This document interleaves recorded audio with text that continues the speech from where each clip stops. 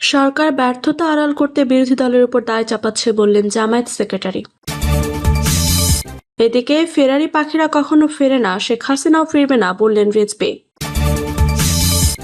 জানাবো কে হচ্ছেন বিএনপির পরবর্তী মহাসচিব এবং সর্বশেষ জানাবো ২৬ দিন ধরে বন্ধ সরকারি বিদ্যুৎ কেন্দ্র, পরিচালক বললেন ডক্টর ইউনূসের দোষ। শুনছিলেন সংবাদ শিরোনাম, এবারে বিস্তারিত। সরকার ব্যর্থতা আড়াল করতে বিরোধী দলের উপর দায় চাপাচ্ছে বললেন জামায়াত সেক্রেটারি। বিদ্যুৎ ও জ্বালানি সংকট সহ জনদুর্ভোগের জন্য সরকারের ব্যর্থতাকে দায়ী করে জামায়াত ইসলামীর সেক্রেটারি জেনারেল মিয়া গোলাম পরোয়ার বলেছেন, সরকার নিজেদের ব্যর্থতা ও জনদুর্ভোগ আড়াল করতে বিরোধী দলের উপর দায় চাপিয়ে অহেতুক বিতর্ক সৃষ্টি করছে। মিয়া গোলাম পরোয়ার বলেন, প্রধানমন্ত্রী জনদুর্ভোগ ও সরকারের ব্যর্থতাকে আড়াল করতে বিরোধী দলের উপর সব দায় চাপাতে গিয়ে অহেতুক বিতর্ক তৈরি করছেন।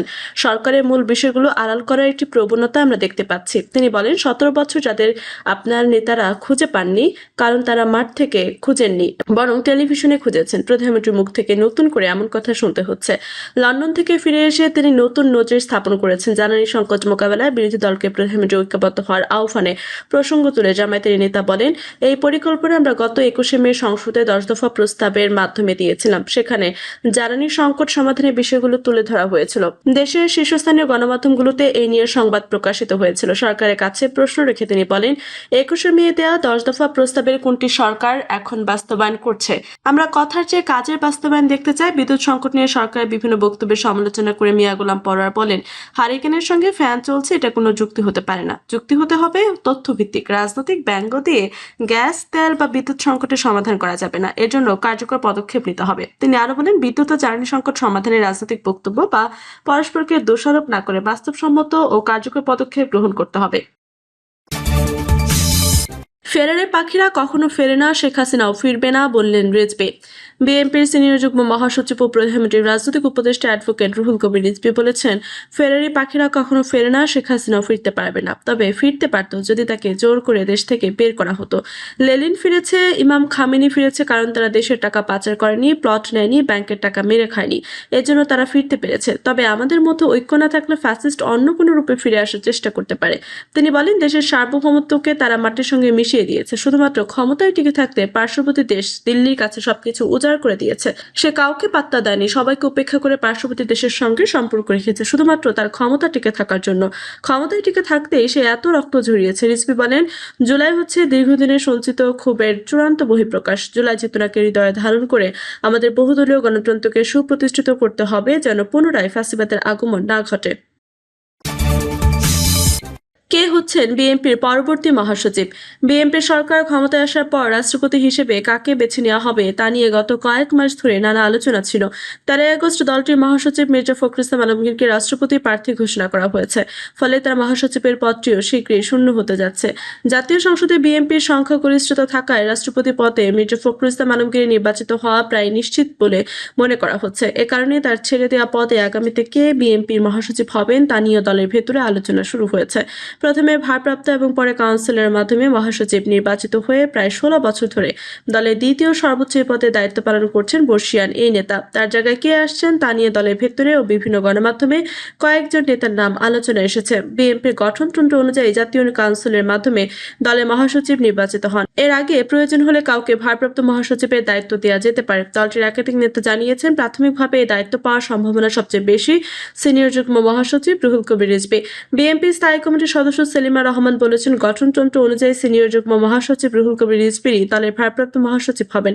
তবে মির্জা ফখরুল ইসলামের আলমগীরের স্থলে ভারপ্রাপ্ত মহাসচিব হিসেবে রিজভীর বিষয়টি দলের পক্ষ থেকে নিশ্চিত করা হলেও পূর্ণাঙ্গ দায়িত্ব পাওয়ার বিষয়টি এখনো নিশ্চিত করে বলতে পারেনি কেউ। রিজভীর পাশাপাশি স্থায়ী কমিটির সদস্য স্বরাষ্ট্রমন্ত্রী সালাউদ্দিন আহমেদ এবং 2 যুগ্ম মহাসচিব শহীদুদ্দিন চৌধুরী অ্যানি ও হাবিবুন নবী খান সুহেলের নামও বিভিন্ন গণমাধ্যমে সম্ভাব্য হিসেবে এসেছে। বিএনপি সূত্রগুলো বলছে, বিএনপি জাতীয় কাউন্সিলের কিংবা সেই সময় পূর্ণাঙ্গভাবে কাউকে মহাসচিবের দায়িত্ব দেওয়া হতে পারে। তবে তার আগ ভারপ্রাপ্ত মহাসচিব হিসেবে রিজভী দায়িত্ব পালন করতে পারেন। এর বিষয়ে রুহুল কবির রিজভী বলেন, আনুষ্ঠানিক ঘোষণা এখন আসেনি। পার্টি যেটা সিদ্ধান্ত নেবে সেটার জন্য অপেক্ষা করে আছে। মির্জা ফখরুল ফেব্রুয়ারির আগে খন্দকার দেলোয়ার হোসেন মহাসচিব থাকাকালে 2011 সালে তার মৃত্যুর পর তৎকালীন সিনিয়র যুগ্ম মহাসচিব মির্জা ফখরুল ইসলাম আলমগীরকে ভারপ্রাপ্ত মহাসচিব করা হয়েছিল। পরে 2016 সালে জাতীয় কাউন্সিলের তিনি পূর্ণাঙ্গ মহাসচিব নির্বাচিত হন। একই ধরনের প্রক্রিয়া এবারও হতে পারে বলে দলীয় সূত্রে জানা যায়। তবে পূর্ণাঙ্গ মহাসচিব হিসেবে শেষ পর্যন্ত কে দায়িত্ব পাবেন তা নিয়ে এখনো সিদ্ধান্ত হয়নি। দলীয় নেতারা জানিয়েছেন, এসব নাম নিয়ে এখনো বিএনপি নীতি নির্ধারণী পর্যায়ে আনুষ্ঠানিক আলোচনা হয়নি। বিএনপি নেতাদের মতে মহাসচিব নির্বাচনের ক্ষেত্রে শেষ পর্যন্ত দলের চেয়ারম্যান তারেক রহমানের সিদ্ধান্ত গুরুত্বপূর্ণ হবে। 26 দিন ধরে বন্ধ সরকারি বিদ্যুৎ কেন্দ্র, পরিচালক বললেন ডক্টর ইউনূসের দোষ। গ্যাস সংকটের কারণে ময়মনসিংহের শম্ভুগঞ্জে অবস্থিত আরপিসিএল এর 210 মেগাওয়াট বিদ্যুৎ কেন্দ্রের উৎপাদন পুরোপুরি বন্ধ হয়ে গেছে। গত 26 দিন ধরে বিদ্যুৎ কেন্দ্রটি অচল থাকায় এবং ময়মনসিংহ অঞ্চলে অন্য দুটি বেসরকারি বিদ্যুৎ কেন্দ্রের উৎপাদন অর্ধেকের নিচে নেমে আসায় ময়মনসিংহ বিভাগ জুড়ে ভয়াবহ লোডশেডিং ও বিদ্যুৎ বিপর্যয় দেখা দিয়েছে। তবে এটিকে সাবেক অন্তর্বর্তী সরকারের প্রধান উপদেষ্টা ডক্টর মোহাম্মদ ইউনূসের দোষ বলে মন্তব্য করেছেন ময়মনসিংহ আরপিসিএল এর ব্যবস্থাপনা পরিচালক AHM রাশেদ। আরপিসিএল সূত্রে জানা গেছে, ময়মনসিংহ অঞ্চলে বিদ্যুতের চাহিদা পূরণে শম্ভুগঞ্জে প্রায় 1,500 কোটি টাকা ব্যয়ে 210 মেগাওয়াটের এই বিদ্যুৎ কেন্দ্র নির্মাণ করা হয়। লক্ষ্য ছিল বৃহত্তর অঞ্চলটিতে বিদ্যুৎ সরবরাহ ব্যবস্থা স্বাভাবিক রাখা।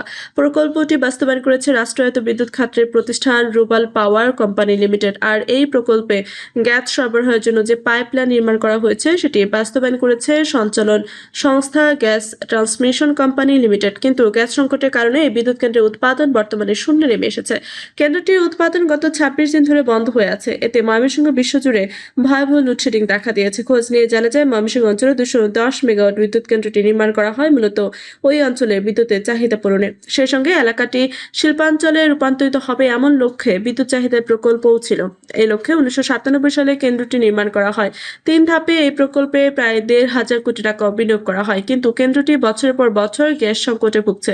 বিশেষ করে 2007 সালের পর দেশে গ্যাস সংকট বৃদ্ধি পেলে কেন্দ্রটিতে গ্যাসের সরবরাহ কমতে থাকে। আরপিসিএল এর কর্মকর্তাদের সঙ্গে কথা বলে জানা গেছে, 210 মেগাওয়াট বিদ্যুৎ কেন্দ্রটি বর্তমানে 30 থেকে 35 মেগাওয়াটের বেশি বিদ্যুৎ উৎপাদন করতে পারে। এই পরিস্থিতিতে চলছে বছরের পর বছর। গ্যাস সংকটের কারণে কেন্দ্রটির বিদ্যুৎ উৎপাদনের নাজুক পরিস্থিতি উঠে এসেছে আরপিসিএল এর বার্ষিক প্রতিবেদনে প্রকাশিত উৎপাদন চিত্রে। 2023-24 অর্থ বছরে আরপিসিএল এর 210 মেগাওয়াট বিদ্যুৎ কেন্দ্রটির মাস ভিত্তিক উৎপাদন কোনো মাসে 40 মেগাওয়াটের নিচেও নেমেছে। 2022-23 অর্থ বছরে বিদ্যুৎ কেন্দ্রটির প্ল্যান্ট ফ্যাক্টর ছিল 45%। তার আগে 2021-22 অর্থ বছরে প্ল্যান্ট ফ্যাক্টর ছিল 65 থেকে 70%-এর মধ্যে।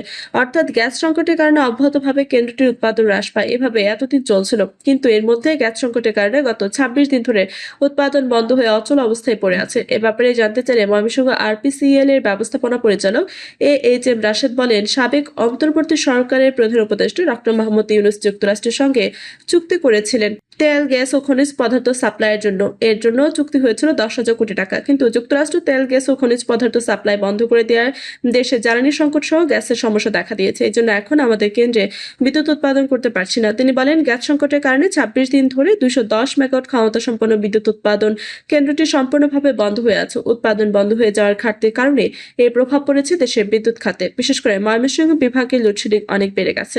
সাধারণ মানুষ রান্নাবান্নাও করতে পারছে না। অনেক সময় বিদ্যুৎ বিচ্ছিন্ন অবস্থায় থাকতে হচ্ছে। মানুষের কষ্ট হচ্ছে খুব। তবে সমস্যার সমাধান হলে আমরা যদি গ্যাস সরবরাহ পেয়ে যাই তাহলে বিদ্যুৎ কেন্দ্রে আবার উৎপাদন শুরু করতে পারবো।